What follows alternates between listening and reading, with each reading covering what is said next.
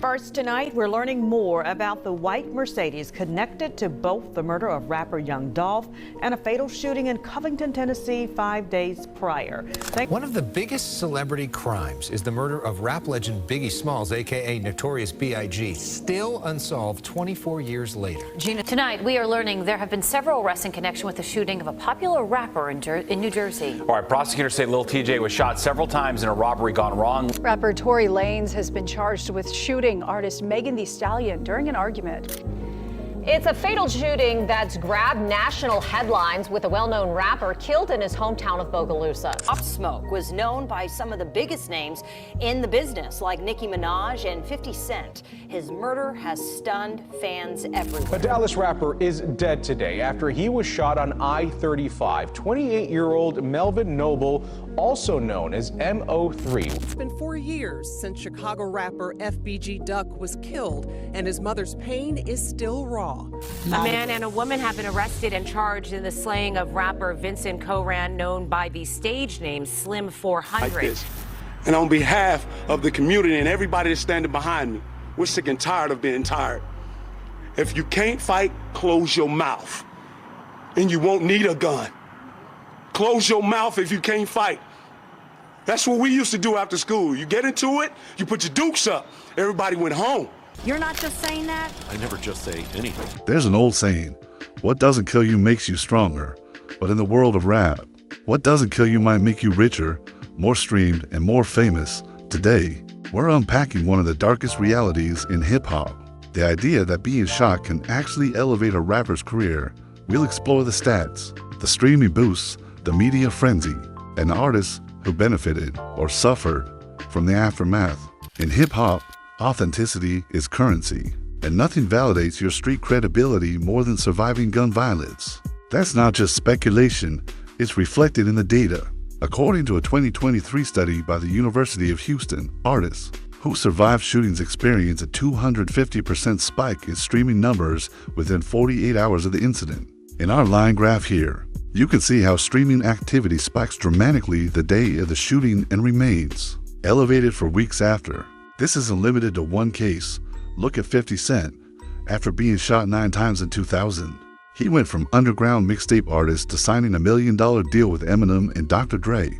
His debut album Get Rich or Die Tryin' sold 870,000 copies. In its first week, Tupac was shot 5 times in 1994. 1 year later, Me Against the World debuted at #1 while he was in prison. That album made him a legend. But his body was becoming a battlefield long before his message was heard. Who has more cred than you, living after being shot 9 fucking times? I don't know what the criteria is for street credibility. Or That's if there's something that creates more merit for you. I looked at that experience as something that was unfortunate that I had to, because I forget, why did the guy shoot you 9 times? Was it drugs or something? It was paid to do it. He was paid to do it. Yeah. Who would want to shoot you? Why were you targeted? You're such a good guy. It's my past.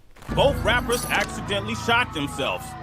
A 2021 study published in the Journal of Cultural Economics found that the most streamed moments of a rapper's catalog often occur immediately after an act of violence, whether it's a shooting, arrest, or death. That effect is even more extreme when the artist dies. Hip-hop has the highest mortality rate of any genre. 51% of rapper deaths are caused by homicide. That's compared to 24% in rock, 17% in pop, and just 9% in country. Death and violence aren't just realities, they're part of the product. The moment a rapper dies, we see albums shoot to the top of the charts. Rapper Gangstalicious has been shot. Megan Thee Stallion was already a rising star, but when news broke that Tory Lanez had allegedly shot her in the foot in 2020, her name dominated every headline. What followed was a surge in sympathy, visibility, and streaming, not just from fans, but from political figures, women's rights groups, and the media. Her album Good News was marketed around resilience and triumph, and she was awarded the Best New Artist Grammy in 2021. Lil J was shot in 2022 in an attempted robbery. Just 2 months later, he released Beat the Odds, a song directly about surviving the shooting. The music video showed him recovering in a hospital bed, a haunting yet calculated image. The video hit over 20 million views in less than a month. Let's be clear, Being shot is traumatic, dangerous, and life-altering, but for some, the aftermath is managed like a PR rollout. Music labels lean into the drama. Interviews, documentaries, and merch are created around the trauma. It becomes part of the artist's brand. But what happens when this becomes normalized? When young artists start to see violence not as a threat, but as a stepping stone. Put the gun down. Can you say where you got shot at? Yeah, I could tell you shit like that. I got shot in my arm again, my collarbone, my neck, my hand, and my finger. So how many times? 6. Now, for someone that's never been shot before, what does that feel like?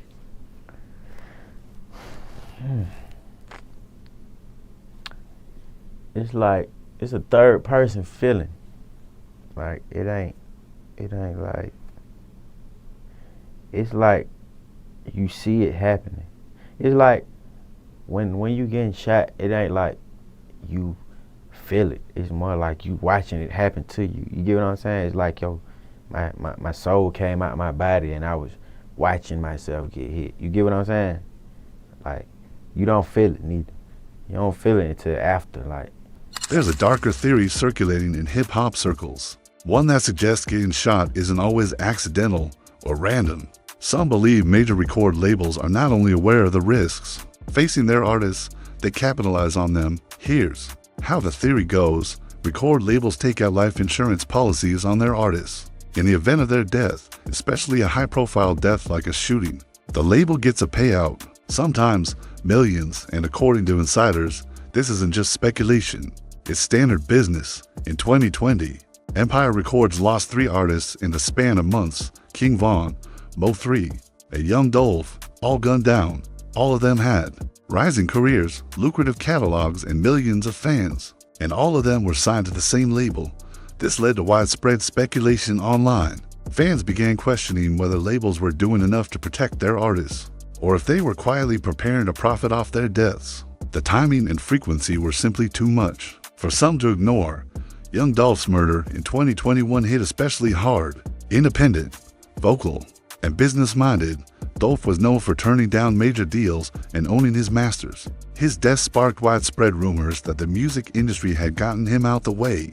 And even if we put aside the idea of a setup, the reality is this: major labels like Sony, Atlantic, and Universal have confirmed they take out life insurance policies on some of their biggest artists. That's not a conspiracy. That's a business move. Some see it as just smart risk management.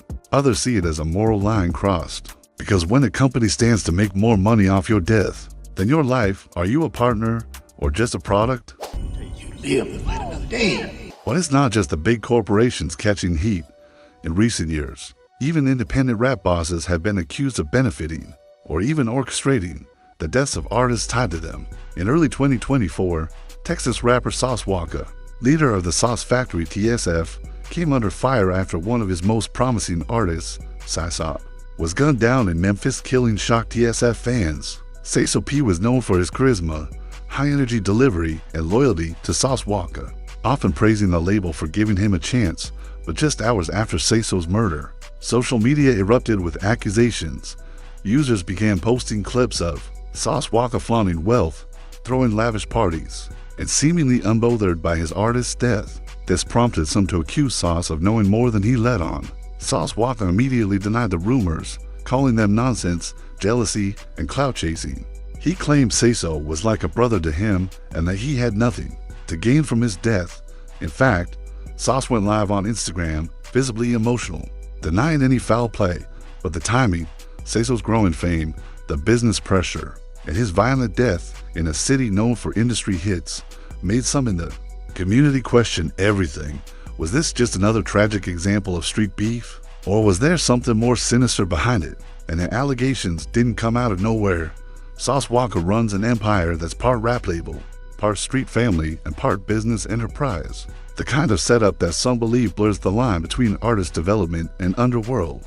Politics. As fans have seen with the likes of Empire, Death Row, and even Cash Money back in the day.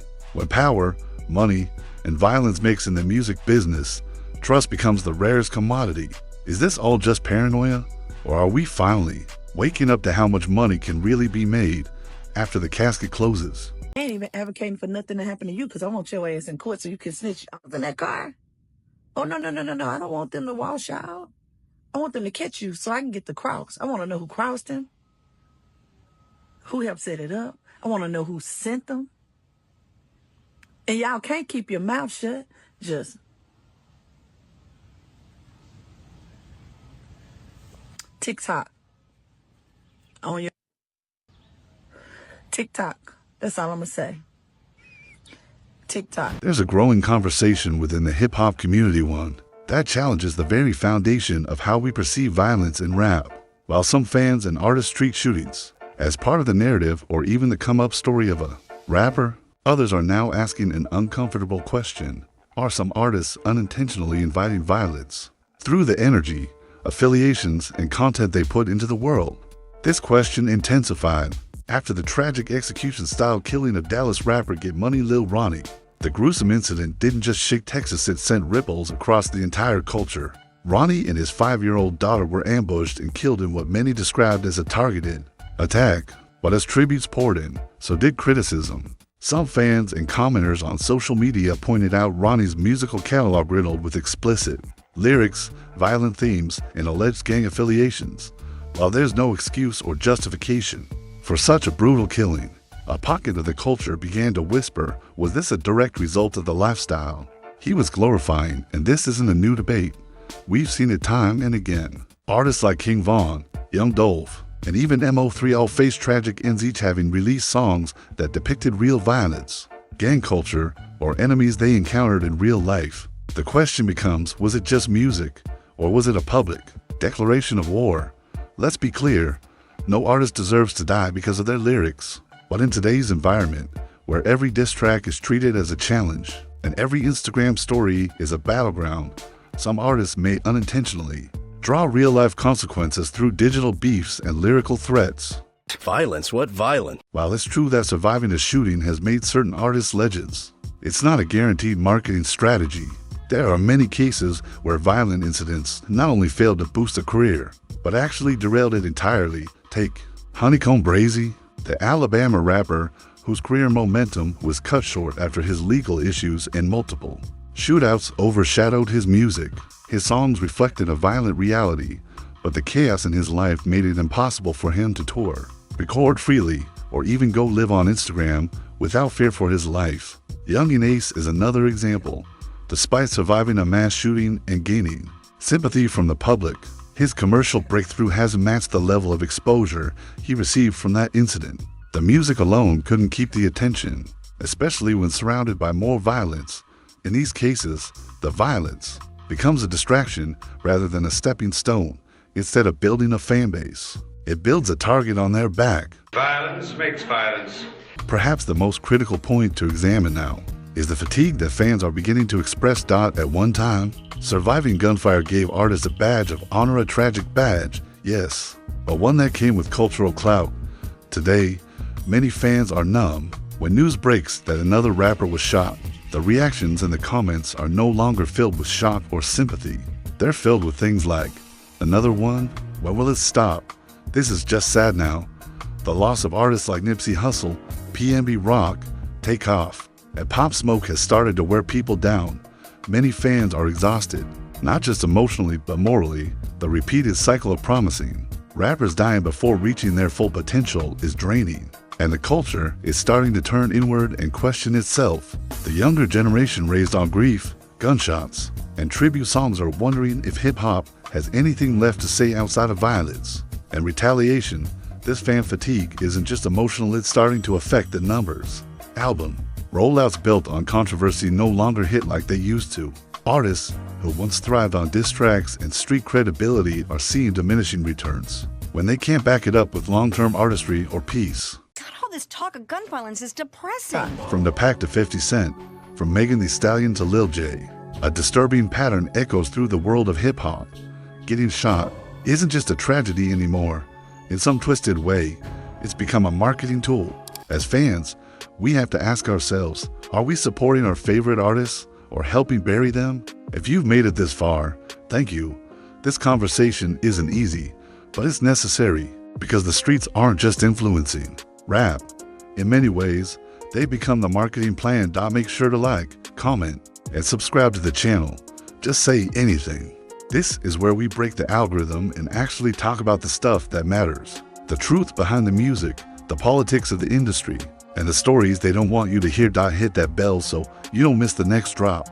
We've got more heat coming, and we're not pulling punches. This is Just Say Anything, where we don't just react to culture, we question it.